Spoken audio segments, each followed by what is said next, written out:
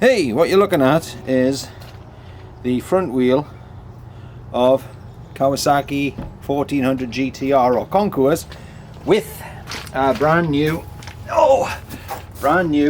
EBC brake discs. This is the one that I did before.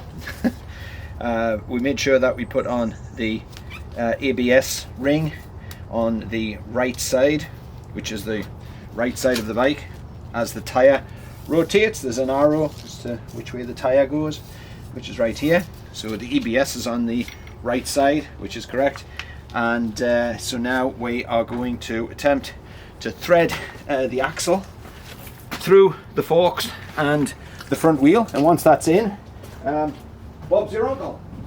I'm off into the garage right now just to get some grease and a rag. A grease and a rag. Can't go wrong. Grease and a rag. That's what they should name a pub. The grease and a rag. That's a wire brush. So right now, what we're going to do is just on the threads alone and on the spacer part, which is this side, small amount of grease and small amount of grease just to keep it looking pretty. It's been cleaned. We're now going to put the wheel underneath the fender or the mudguard, as I like to call it in the UK. And this is where the oh fuck comes in, because you have to line sort of everything up to get it in place. So right now we've got the brake off, and then we take our two spacers, which are right here. There's one either side of the wheel, and we grease them. They're both the same size, which is very handy. One goes on that side and one in the other side. And then it's a question of kind of jiggling, lifting the wheel, and then once you get the axle in, you're just about done. You could take the fender out, but you do have to unclip a lot of stuff, so I don't like doing it. I just like lifting it up and then kind of putting the wheel in place, which of course you can't see.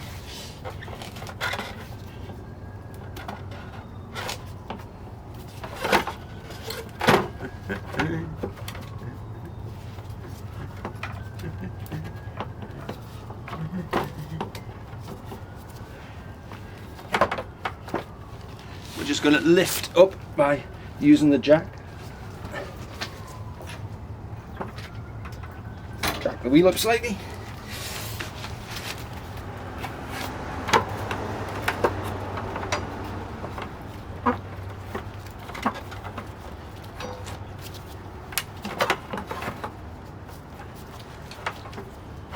There we go. Now what we're going to do is we're going to drop the axle in this side. Yeah. What we're going to try and do is line the wheel up. I'm not going to drop the jack. Rather, just lift the wheel up slightly to see if we can then get it in. There you go. So it's in one side. Then it's just a question of lifting it up till it goes in the other side, which is easier said than done.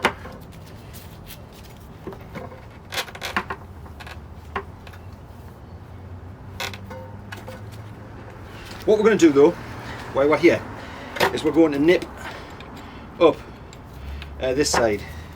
This side is the retaining part of the axle, and this is not meant to move, because if it does move, it's way more difficult to thread the axle through. So we just tighten that up sort of halfway, have a look through, see where we are, and then in a beautiful position like this, we then lift up the wheel, sort of, and try to tap the axle through.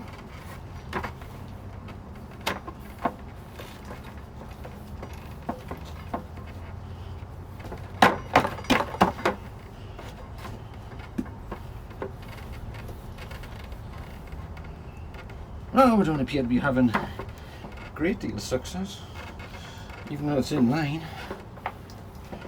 You know why? Because it's not in line here. It's It's on the other side, that's the problem.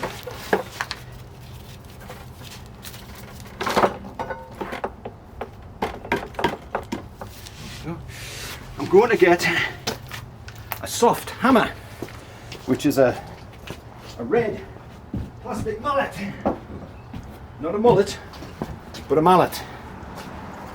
Mallet. Once it's in the hole on the other side, there we go. We can now start the dramatic process of trying to turn it through on the other side once we get it lined up. Oh, dear me. Am I getting old or what? Wheel in line. Oh.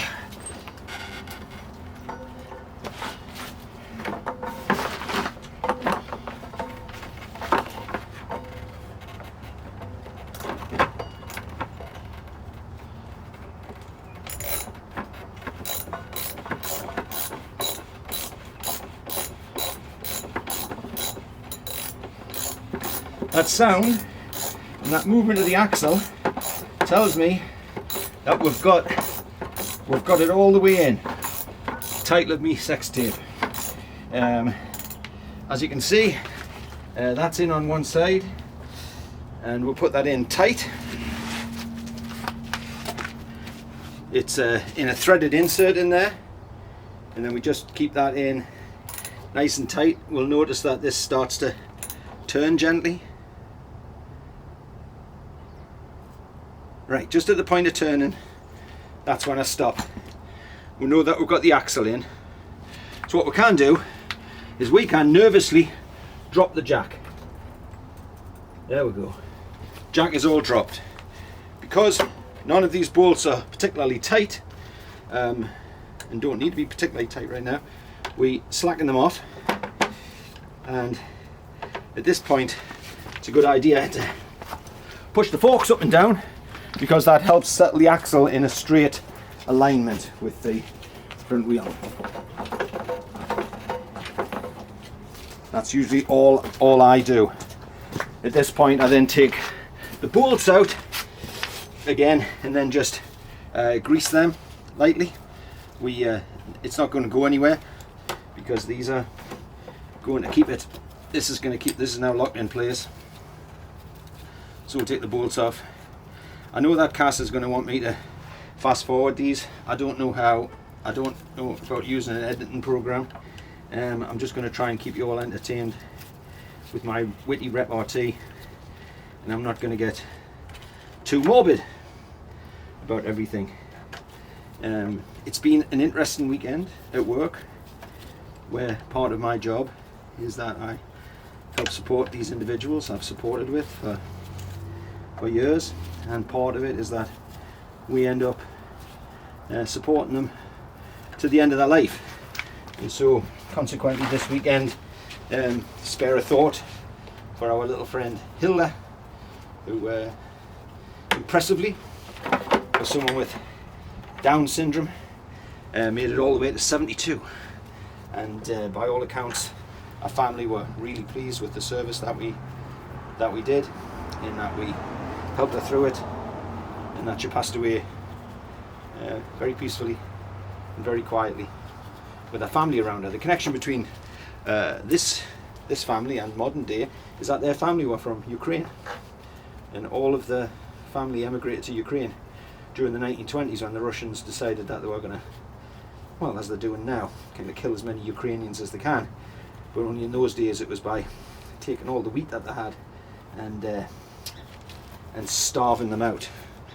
So the family escaped, not knowing any English, where they got on a boat, and the boat took them to Montreal, where they landed. Their names were changed because they couldn't spell the Ukrainian name, and they respelt all their first names too. So we're just tightening up this bolt, these two bolts, making sure it's equal, because there's a little gap at the bottom of the forks here that you don't want to have over tightened on one side.